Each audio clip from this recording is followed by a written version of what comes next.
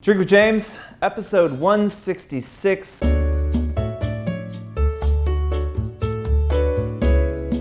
I am back in the office. I wish I could have done that intro in French as I just got back from Paris, but I literally don't speak a single word of French. I mean, I say bonjour like that. I'm just like bonjour. I don't even try with the accent. I do like how, you'll walk into a shop in Paris and look, I don't think I scream American in the way I look. I think actually most people think I'm British for some reason. Maybe it's the bad teeth. I'm just kidding, my teeth are great. They're just falling out of my mouth. But so like, I'll walk in the shop, they start speaking French to me, I'll be like, oh, I'm so sorry, I don't speak a word of French. And then they're like, you're an American? I'm like, no, excuse me, I'm not an American. I'm from New York City. And they lose their mind. They love it. The Parisians love New Yorkers. So hot tip, if you're traveling to France and you want to avoid anti-American sentiment, just tell them you're from New York. Every Parisian secretly wants to live in New York in the same way that most New Yorkers secretly want to live in Paris. It's funny how you can see how the internet, Instagram, and just globalization is changing the world so quickly. Like all of the new hot shit, cool restaurants in Paris are full of essentially just New Yorkers and people from LA. Like it's just Americans. But they look like restaurants in New York. Like, a traditional French place doesn't have a bar in it. They all kind of look the same, but like from the music to the food and the cocktails and the vibe, like any kind of new hip hipster place in Paris just feels exactly like it's out of New York, which is kind of funny and kind of sad. I find myself like, while Instagram has been amazing for a lot of things, I think that it has made traveling less exciting sometimes, because when you go to a place, you've already seen it so many times that it either can't live up to the photos or it just doesn't feel as new.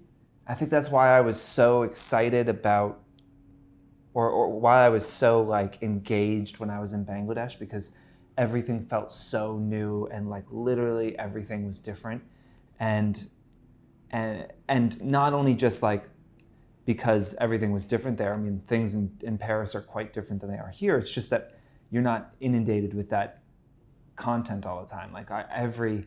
On my Instagram feed, I probably have somebody in Paris every week that I follow. Somebody is there. And so every week I'm seeing photos from that, and it just makes it a little less special. We just had an employee who got back from Capri, and she was kind of I didn't really like it. One, I think I personally am you guys know I don't like Positano. I don't have to fucking bring that up again. But I'm also not a Capri fan, because I don't think an island should have a Chanel and a Saint Laurent on it. That's just, to me, doesn't say relaxing island vacation. But she was also I felt like I was in influencer Disneyland the whole time. And she went somewhere else in Italy and much preferred it because it felt a little more secret, a little more fresh and new. And I will bang this drum over and over and over again. If you are in a position as an influencer to travel and to be able to do that and as part of your job, and you get to pick those locations, I just implore you to try something new. We've all seen Morocco, we've all seen Positano, we've all seen Paris. We don't really need to see it again. And if your job is inspiring, educating, entertaining, it's a lot easier if you go someplace totally new. And I think Instagram would be a more interesting place if people that had the ability to travel anywhere that they wanted went to new places, went to countries that don't get as much coverage, don't get as much tourism dollars, and could use a little bit more attention. Like, let's ruin somewhere else. I don't know what we should ruin next.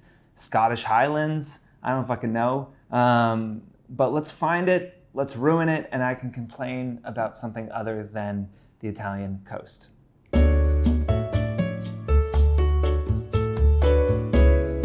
Question number 1. This is a story that I hope we're going to track as it progresses and as it comes to some sort of solution. I'm not going to give the name, but an influencer who we all know and love got a cease and desist from a manufacturer who created a garment that was knocked off, and the influencer was promoting the knockoff, and the manufacturer told her to remove all of the content that she had ever posted about that knockoff. It's something she kind of consistently talked about, to remove all of that content from blog, Instagram, stories, everything, and then demanded the affiliate revenue that she made off selling the fake garment. The question is, what is an influencer's responsibility to research whether something is a knockoff, and should influencers be promoting knockoffs? Now, in the specific story that we're talking about, I have never heard of a brand suing an influencer to try and get the affiliate revenue back from them. I am not a legal scholar, but I don't think that they are going to win that case. I'm not even sure that they can force you to take down a post about a product that is a knockoff. The beef is with the company that knocked it off, not necessarily with the person that promoted it. But I think it does bring up a kind of two interesting questions for influencers. One is a brand safety question, right? Of just like, do you know the partners that you are working for? You know, you are, in the same way that brands are doing a lot of research now on influencers to make sure that they are brand safe, because that brand is giving the influencer their brand to talk about. It's kind of saying, okay, I'm handing this over to you, you kind of tell our story. That's a scary thing for a brand. As an influencer, you're doing the same thing, especially if you're an influencer who is established, you have a bit of a following, and it's a smaller emerging brand. In a lot of ways, you have more brand equity than that startup does. And so it's a big thing that you're doing to promote that brand. And I think as an influencer, you have to do a little bit of research and understand if that brand aligns with your values, if it's a company that you want to work with, because in the same way that this can blow up in the face of a brand when an influencer does something unethical, same thing can happen for an influencer. You know, if you are working with a company and you've been promoting them and you're, you know, one of their long-term ambassadors, and then you find out that they make all of the, you know, uniforms for ICE officers, like, your audience may struggle with that, and you may and probably will be held responsible for supporting an organization that doesn't coincide with your beliefs. This is happening a lot more with influencers that care about the environment and being eco-friendly. You know, companies are the biggest abusers of the environment, and it is hard for some influencers to align their kind of eco-activism with shopping at Zara, right? Because, you know, how much of Zara ends up in a landfill eventually? Probably 98% of it. It's kind of disposable clothing by nature, so nobody's passing down their Zara shirt to their daughter, being like, I wore this, you know, whatever. As an influencer, it is worth you looking into your brand partners to understand, do my values align, right? That is something worth doing. The other thing is just like, should you be promoting knockoffs, right? Like, if you have ever had something stolen from you, an idea or a design, or someone's plagiarized you, it is a really gross feeling. It sucks, especially when it's a massive organization that you can't fight, especially if you haven't done the things you should have done, like trademark something or whatever it might be, patent your idea. You know, one of the side effects of living in a country that is pro-business is that it is really hard for an individual to protect themselves against a business. And if somebody steals your idea and they are Zara or some massive organization, there's really not much you can do to get back at them. And I think as an influencer, if you are someone that supports fast fashion, those brands are destroying small designers, they're destroying artists' lives. Like they literally are stealing money from those places. And it may not feel like that. It may not feel like you're complicit in that, but I think you absolutely are. And if you look at a Venn diagram and you say like, this is a Celine customer and this is a Zara customer, is there any overlap? Probably not a lot. I think the people that can afford, to shop at Celine on the regular, I'm talking old Celine, not new Celine, which is obviously total trash. The people that could afford that aren't probably rolling into Zara to buy the knockoffs. But if you're a fashion style blogger and all of this creativity is coming from a small group of people, and then that is being ripped off, it will eventually probably get more and more difficult for those companies to be viable and to have businesses. And so creativity will just continue to get stifled, and clothes will go the same way as music and everything else, and it'll be controlled by algorithms, and it will just start to get really boring because there won't be much business in creativity because that creativity will just get stolen. And I think, you have to think as an influencer, what is my stand on supporting companies that are stealing from artists? Even if Zara and Celine customers don't overlap, Zara is stealing from these companies, and they're stealing from, what fashion designers are at their best, which is artists. They're stealing from them.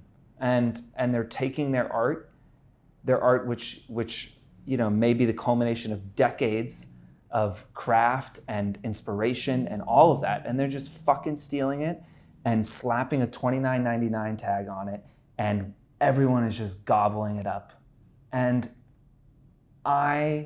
it's not as pervasive in the men's space because menswear is just so different. So like I can't shop at, like I can't buy like Tom Brown knockoffs, like it just doesn't exist because there's not like a business in that. So it's easier for me to sit here and be like, I don't shop at Zara, I don't shop at any fast fashion, because fast fashion for men I think is very different, and I obviously wear a suit every day, so it makes it exceedingly difficult. But I do think you have to think about where you stand on these things and try and stick to some sort of philosophy, and whatever that might be. So we're gonna watch what happens with the influencer and her cease and desist. If this becomes a more common thing, it's going to shake the industry up quite a bit. If designers start coming after the influencers who are posting the knockoffs.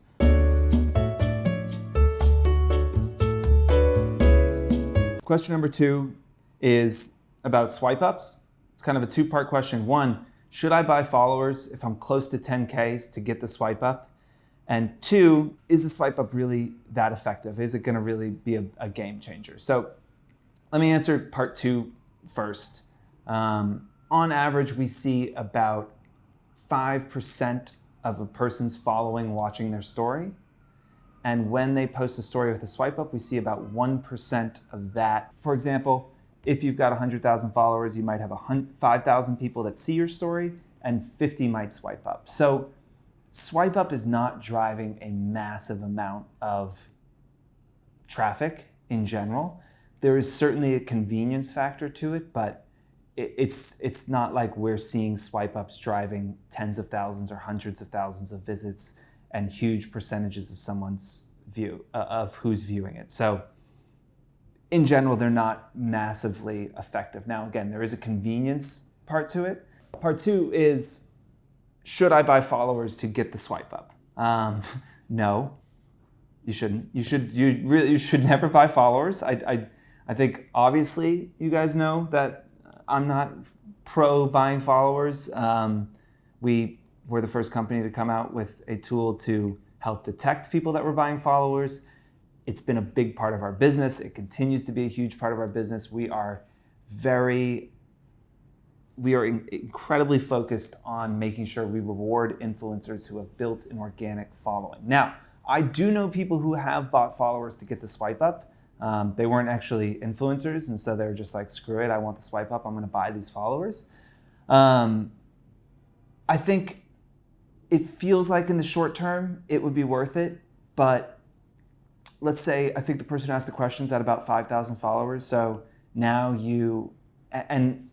and what she was saying was like, I don't have a huge amount of followers, but my account is growing, people are really engaged, my audience is asking for swipe ups, I'm getting reposted by brands. Like, all in all, things are going well for this influencer. And it's like, I just want the swipe up, should I just buy it? But if you did that, now half your following is not real. And I'm not, I don't think that does good things for the algorithm now, because your percentage rate looks so much smaller. Your percentage, your engagement percentage, again, doesn't look as good for brands who are evaluating you. And even with hiding likes, brands are going to be able to find out how many likes someone is getting. So don't think that just hiding likes means brands are never going to see how many likes you get. They will. We will still see it. So our clients will still see what engagement you're getting. But more than that, it creates a kind of like debt in your account, right? Like, it's just this dead weight that you're gonna carry around with you. And while buying 5,000 followers doesn't really matter once you get to, if you get to 300K, when you're below 20 or 25 or even 50K, it will still be a large percentage of your following that is fake. And you would be tempted to maybe charge brands based on your following count, right? And so now you're defrauding brands. You're charging them for followers that you don't really have. The way your contemporaries and other influencers look at you is going to change, because your following is going to jump by 5,000 in a month, and your engagement's not going to follow. People are going to start saying you bought followers. Brands are going to know you bought followers. That kind of will spread around the industry, and there is just so much bad that will happen that it could never counterbalance the good in allowing a tiny, tiny percentage of your audience to be able to swipe up on something in Insta Stories. There are other ways to get links to people. Obviously, you can use one of those things in bio that like has the articles and is pointing people to what you were talking about. You can also have people DM you. If you're under 10K, just say, hey, DM me if you want a link to this. I'll DM it to you. Or run a poll and say, do you want a link to this? And go through everyone who said yes and DM them the link. Like, there are other ways to get that information to people than buying followers for a swipe up. I think there's another point of just like cheating begets cheating, right? And like, I think if you look at most criminals, the way it probably started is like something small that they got away with and then kept getting away with, and then a little bit bigger and a little bit bigger and a little bit more. And I think once you buy the followers to get the swipe up, and then you say, shit, I'm not growing anymore, and I feel like I just need to get to 20K and I'm at 18, and you say, okay, I'm gonna buy 2K more. And then, it just like, it becomes a thing that you do and it pollutes you, and you can never look people in the eye and say, I haven't bought followers. And I think that like integrity is so important in just like in your life. And it's incredibly important for me and for our employees. And if you lose your integrity, well, you can't really get that back. And you can try and tell yourself, all the excuses that you want, but like, you have just cheated, and that is now going to be a part of your story that you can never erase. if whether it's to get a swipe up or whether it's because you feel frustrated because you're not growing, if you're at a point where you're willing to cheat to try and get ahead, I think that like the space has turned toxic for you, and it's time to step away. Because if you're at 5,000 followers and you're thinking about buying followers to get ahead and to change your prospects, like it's not worth it. And I would argue that like your relationship with the space has soured, and it's time to step back or step away. Because if you start having that unhealthy relationship with it, it gets bad really quickly. I mean, I don't know who saw Christina Caradona, who's been a friend of the company's for a long time, and she's moving to Paris, and she did an IGTV. If you haven't seen it, you should. And it was short and very simple, but she was talking about how she's kind of lost her passion for the space, and how she would try and reinvigorate herself and focus on it, and that would happen for a couple months, and then she would kind of lose interest again. And I think that if this is going to be your job, and if your relationship with it turns toxic, like Quigley said it in the last episode as well, right? If you start having a bad relationship with your art, like it can ruin you. And that's what happened to her with singing. Like, it's okay to step away and be like, this isn't for me anymore. It is turning me into a person that I don't recognize, a person that cheats to get more followers, to be seen in a different way. Like, it's not worth it.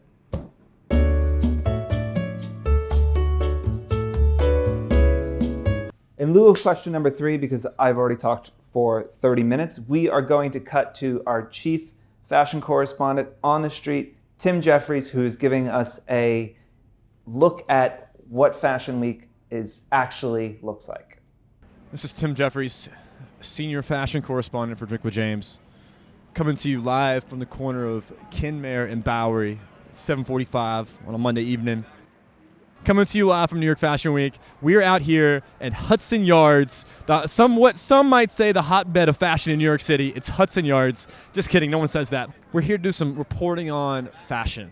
We're here to do some reporting on influencers. We're here to do some reporting on what's it really like on the streets of New York Fashion Week. Well, you know what? We're out here. We're going to talk to some folks, hopefully. We're going to see what we see. Apparently the Code Show's happening right behind us around 5 p.m. Hopefully there'll be some folks here that we can talk to, say what's up to, maybe get an interview with a celebrity, who knows? Only time will tell. We're very perplexed as to where the fashion show is actually like. And you know what? That's part of Fashion Week, is you don't really know what's going on until it happens. So join us as we figure out what's happening together. Hi, Tim Jeffries here, live on the streets outside the Tom Ford Show, here with Gabby and Hannah. What are y'all doing here tonight? We were kind of just walking by and thought we'd stop by to see who we know. Yeah? Mm-hmm. And have you seen anybody that you knew yet? Not at all. No? Did you have any idea this was going on tonight? Well, I knew about the last night's show, but I didn't know about tonight. What was the last night's show? Was Zendaya, right? Yeah. Well, it's Fashion Week, so there's something going on in every street. Every night, Fashion Week. Are y'all here to see anybody famous walk by? We hope. Yeah, that'd be nice. Who are y'all hoping to see tonight? Ansel Elgort. Yeah, same. Say. Yeah, he's the love of my life. He's the love of your life. Y'all live in New York? Yeah, right there. You live across the street. Okay, so what do y'all think of Fashion Week just in general? It's a lot of models in Soho. That's about it. That's all I got for you. Fun energy. It's a fun energy? Yeah, but we're not too involved in it. Do you like it? Yeah. Yeah, my roommates work in fashion, so I feel like I deal with it a lot. Okay, cool. Well, thank you for your time. I hope you see Ansel tonight. Thank you. Thanks. I guess the temperature here, reporting live, it's a good temperature for fashion today. Light breeze, about 64 degrees. Why you guys moving forward?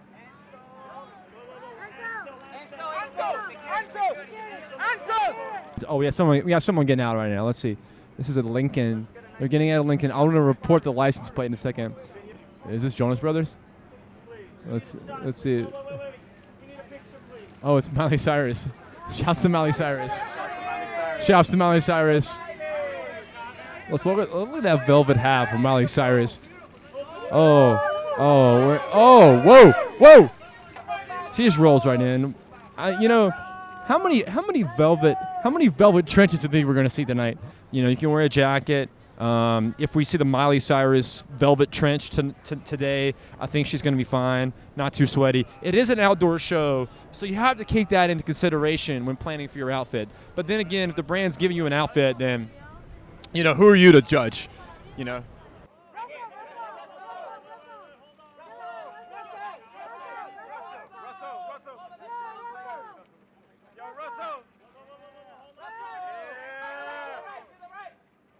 We got models going upstairs. I see I've seen a lot of leather here. Jackets for the guys, leather jacket, little skirts. It's a trench. I think there's a theme for trenches this season. I'm not really sure what's going on. In the two shows that I've seen a lot of trenches. This is kind of the backside. You don't really see this normally, but you see all the models walking up here, lining up. What's going through a model's mind right now? Let's put our heads inside of a model's mind right now. This is stuff that's normally you don't see. It's behind the scenes normally, but they've exposed it here. The good people at Coach really know how to put on a show for the fans downstairs. We don't really know what's happening upstairs, but everyone looks good. Everyone looks good down here. So what have you seen on the streets? What have you seen? People wearing AirPods during the shows? Yeah, I mean, all over. It's like part of the fashion statement now to have like one in, one out. And I'm like, is this cool? Are you on a phone call? I don't really know. Do you think that they're actually listening to anything, or they're just doing it as the 2019's latest fashion accessory? Oh, it's definitely they're not listening to anything. It's like, oh, I just want to make sure that I'm cooler than you, and I might be on a phone call or I might be listening to music, but I'm probably not. Okay, let's say you're at a show and you had your AirPods in. What would you be listening to? Oh, God. Maybe some Miley Cyrus. That could be fun. Shouts to Miley Cyrus, who we're best friends with after last night's Tom Ford show. So this is how you report on things real time. You check them on Instagram. That's Gigi right there. Now, see, we're outside. We know what's happening. So no more celebrities coming through. So we'll have to get them on the way out. Also, all right. So this is happening right here. Where in the world is that? It must have some robust basement down here beside the Namwa. We're talking like real robust basements. It's like Fashion Week, It's like you make it happen where you can make it happen. Sometimes it's in the basement of an Namwa. Sometimes it's in the Spring Studio. Sometimes it's in the Brooklyn Museum. That's the thumbnail right there. So the show just ended. Live stream's over. Tom Ford just walked out. Let's see what we can see. See if we get some interviews. It's not gonna happen, but we're gonna try. Yo, we in the middle of the road right now. So I'm coming to you live from the middle of Kim. We shutting it down. What'd you think of the show? It was so good. Here we are with Alyssa in the city. Alyssa just came out of the Coach show. What'd you think? It was really fun. It was super 80s inspired, and I loved it. And there was some really cute hair clips too, which went Disney. I feel like that's really your style. Yeah, this whole show was really my style. Lots of colored leather, 80s vibes. Got my shag haircut. There was a model at my haircut, so I was like, it's good to see you, girl. How's Fashion Week been for you? It's been good. It's been busy, but a lot of fun. We've had great weather this season, which is rare, so I can't complain. What's your favorite show? Probably Sandy Lang. It was her first runway show, and it was so creative and so much fun.